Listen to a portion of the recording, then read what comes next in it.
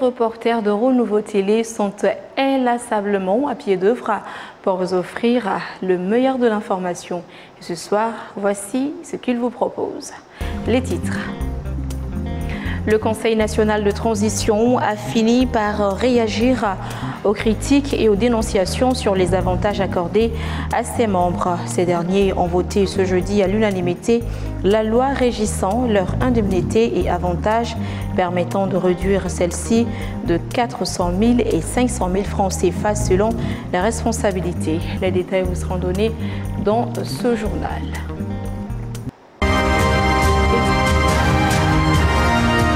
Dans cette édition de l'attaque des groupes armés terroristes contre les civils dans le nord du Mali, dans cette édition, fuyant les forces armées de sécurité, les hommes armés ont lâchement attaqué un car et enlevé 2 personnes sur l'axe Gao-Niger.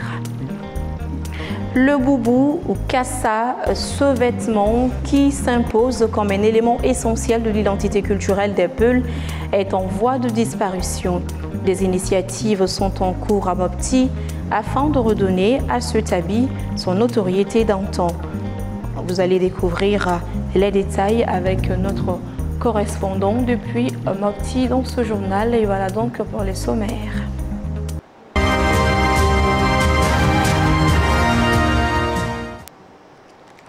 Bienvenue si vous nous rejoignez. Les forces armées maliennes ont une fois de plus démontré leur détermination face à la menace terroriste.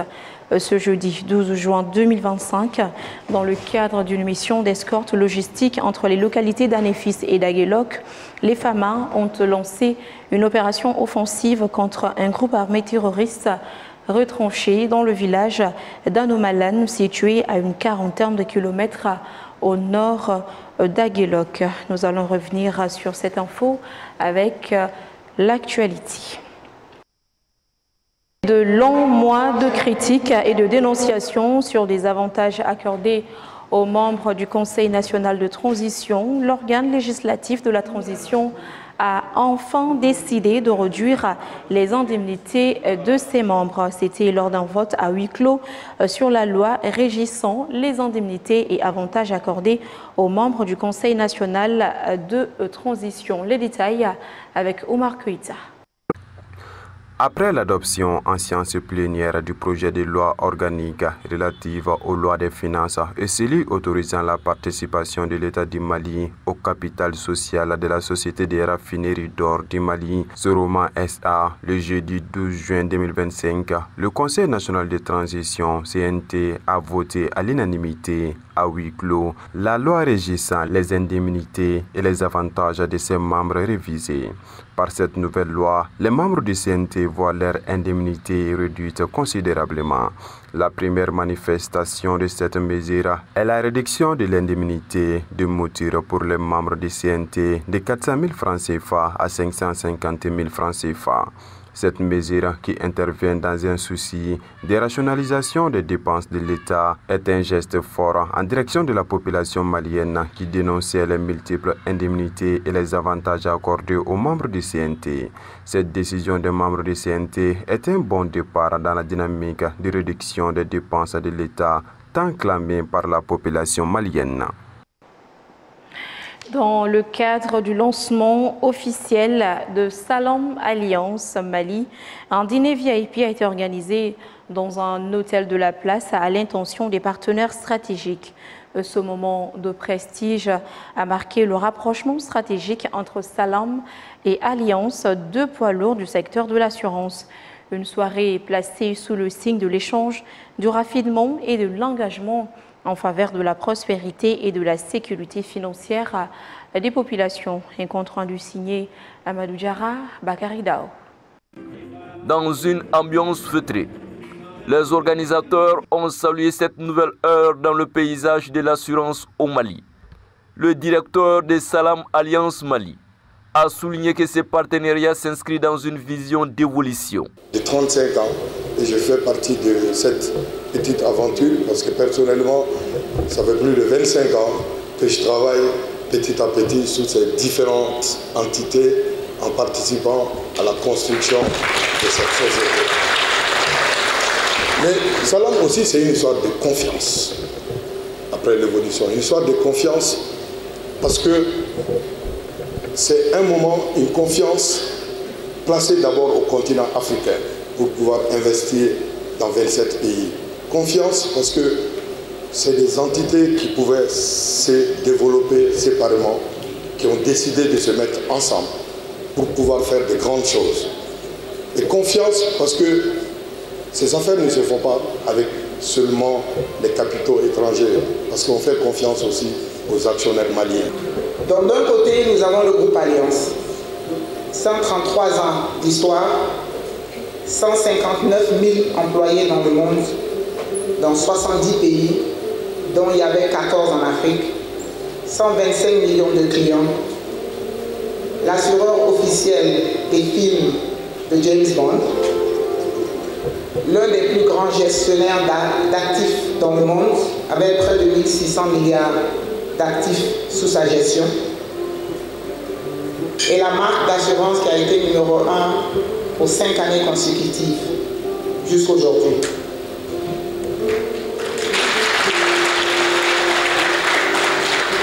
Ça, c'est Alliance. De l'autre côté, nous avons Sanlam. 105 ans d'expérience sur le continent africain et aussi en Asie. Le premier assureur africain présent dans 27 pays, 20 millions de clients et plus de 20 000 collaborateurs dans le monde.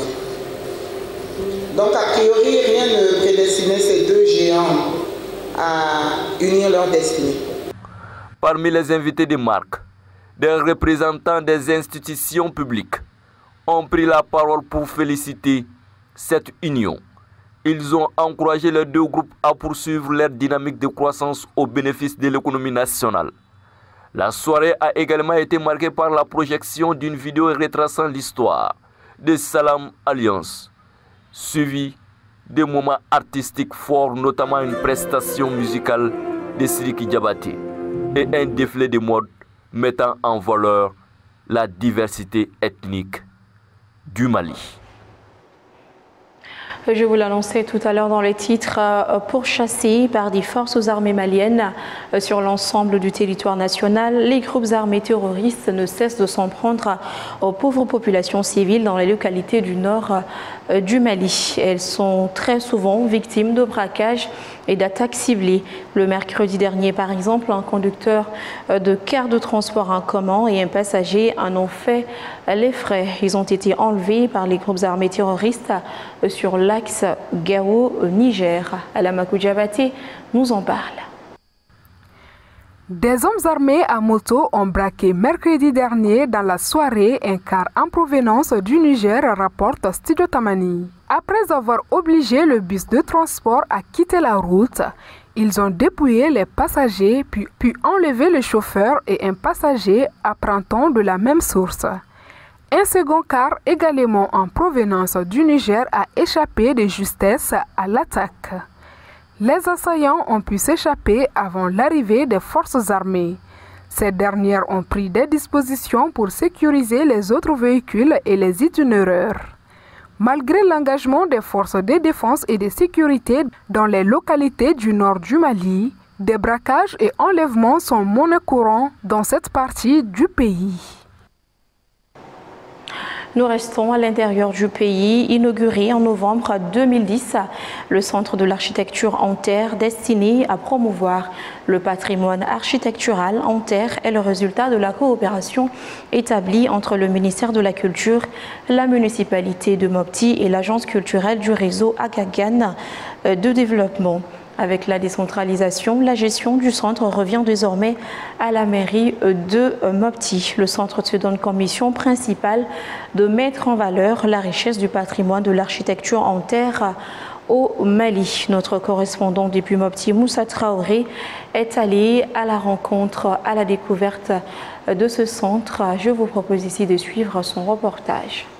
La terre est utilisée dans le delta intérieur du Niger depuis plusieurs siècles. Aussi, le centre de l'architecture en terre ouverte au public depuis novembre 2010 est implanté dans le quartier de Komogul 1. Bâti sur un remblai de 4800 m² d'espace public en bordure du lac appelé Paquet d'Anawal, le centre comporte un espace d'exposition destiné à présenter au public la richesse du patrimoine de l'architecture en terre au Mali.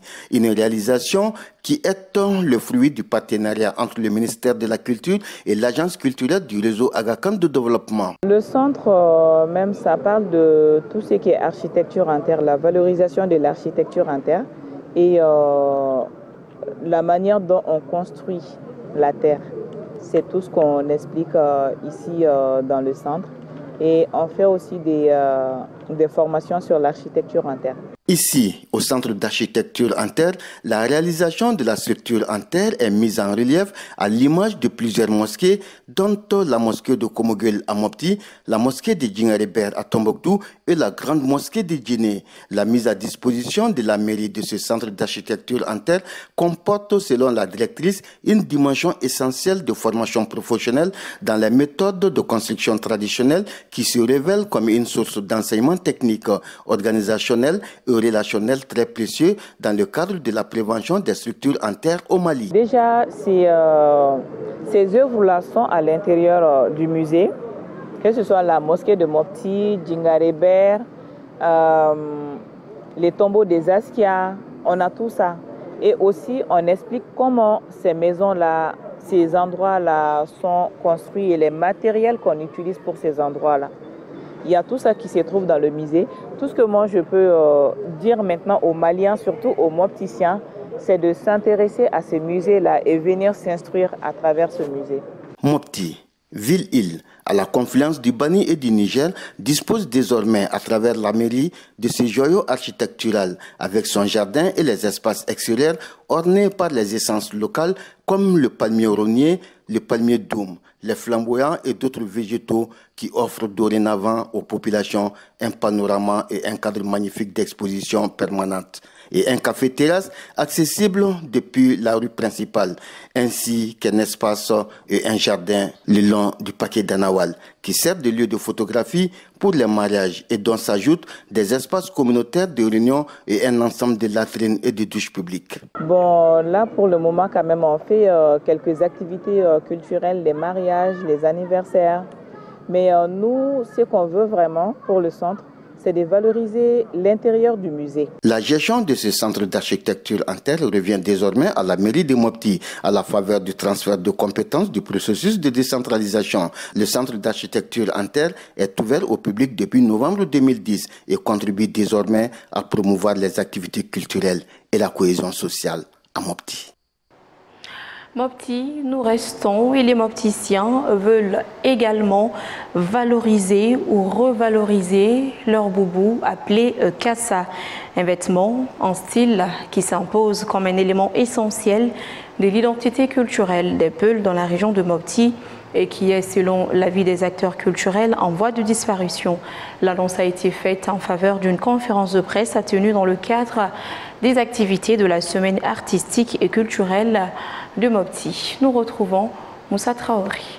Ce boubou, appelé également Mopti Fani ou boubou Kassa, est un vêtement traditionnel au Mali, en région de Mopti et dans d'autres localités du Mali, mais qui est aussi très populaire au sein de la communauté Peul. Ce boubou se décline en plusieurs versions, dont le costume Peul, très populaire dans la région de Mopti. Ce style vestimentaire qui réunit tradition et élégance était jadis très prisé par la communauté mopticienne, hommes aussi bien que femmes. Mais aujourd'hui, de plus en plus d'hommes ont fini de troquer les tenues dites modernes au profit de ce costume malien, jugé plus convenable par beaucoup de gens. Aujourd'hui, en l'absence d'activités touristiques dans la région, il suffit de se promener dans la rue de Mopti ou de faire un tour dans les boutiques d'antiquaires pour faire ce constat. Le costume Kassa Peul est devenu rare, sinon inexistant dans le paysage vestimentaire des Mopticiens. Voilà pourquoi les acteurs culturels à Mopti veulent ramener les jeunes et les adultes, mais aussi des femmes et des hommes, à revaloriser ces costumes africains, maliens et mopticiens, afin de les labelliser pour qu'ils séduisent plus dans toute la couche sociale, même au-delà des frontières. C'est aussi de valoriser le Kassa qui est un accoutrement d'une ethnie du terroir, donc le clipel, pour quand même qu'on puisse la valoriser et aussi montrer à la face du monde que, et aussi dans les jours à venir, chercher à les labelliser. C'est une tendance qui permet d'affirmer notre identité en plus. Les matériaux utilisés pour confectionner ces vêtements sont adaptés à notre climat, estime M. Sissé, acteur culturel afrafinatien de Sévaré. Et Kasagouloki avec Glani Sarachiri. Et puis Saranasuga Mundo, Saradobe Ontaruba Sara. Voilà, c'est Kasa avec Glani au Chiri, affilié à Adjayan, Absora di Gese Daloma. Le costume traditionnel est fabriqué avec dextérité par des artisans locaux, mais avec ses spécificités telles que les garnitures et la broderie. Généralement conçu avec des poils de mouton, le costume traditionnel peut être démocratisé et se porter aussi bien dans la vie de tous les jours que lors des fêtes religieuses et des occasions spéciales. Et Kasagloï a télé un flow de boulot. Au flow kumbado ni koyon boulot ni et Michou bi batige rata et bakofe et puis événement bon nuna Kasagloki kumbi dongo de là qui ga iga na folotigi ya ira parce que Kasagloki fana kunti sora bebolo assez kunti bey. Le boubou kassa se porte à toute occasion et à toute saison. C'est classe, c'est élégant aussi. Jadis, c'était déjà une tendance, surtout lors des fêtes religieuses comme les fêtes du Dégal et du Djaral, ou fêtes de traversée des animaux. Mais avec le fait de la semaine artistique et culturelle de Mopti, du 23 au 29 juin 2025, ce beau boubou va devenir clairement une vraie mode.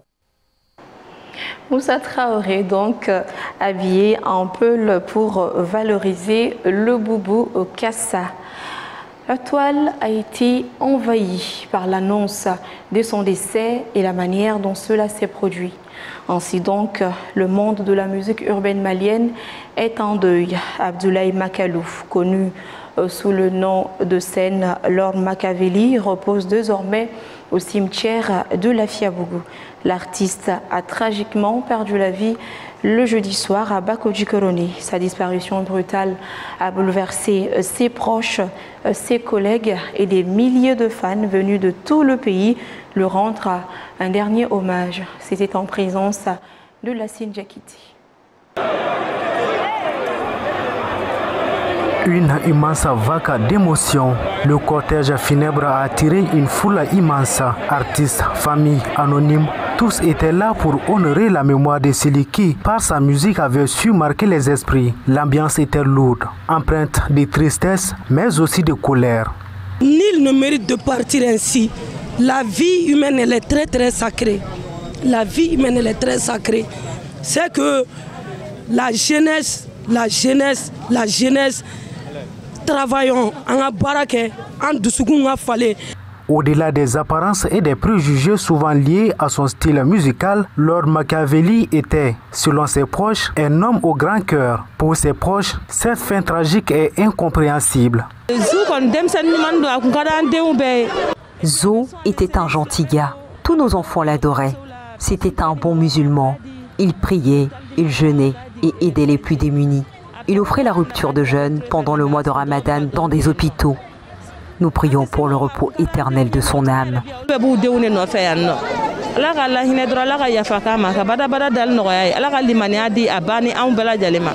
Pour ses nombreux fans, le choc est immense. Beaucoup expriment leur douleur lors des rassemblements. Certains n'hésitent pas à réclamer la justice pour Lord Makaveli. Ils demandent que la lumière soit faite sur les circonstances de sa mort et que les responsables soient retrouvés et sanctionnés.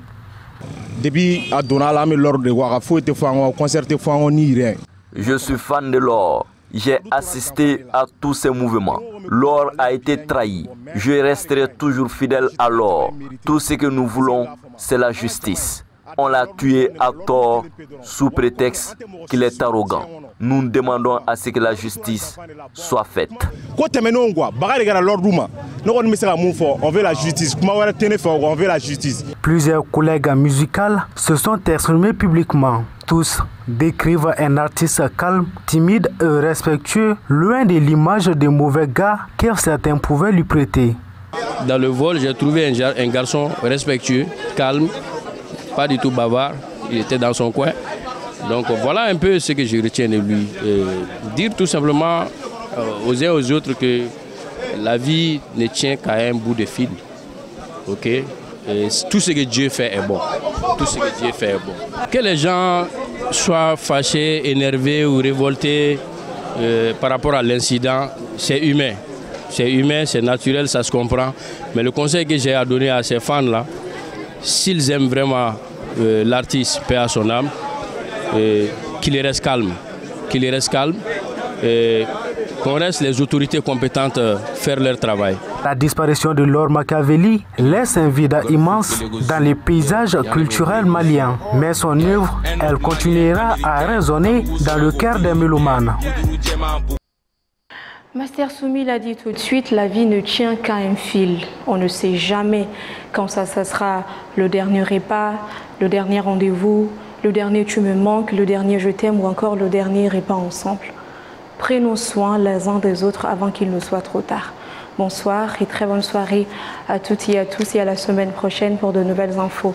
N'oublions pas que demain vous serez avec Emmanuel Koulibaly. Bonsoir.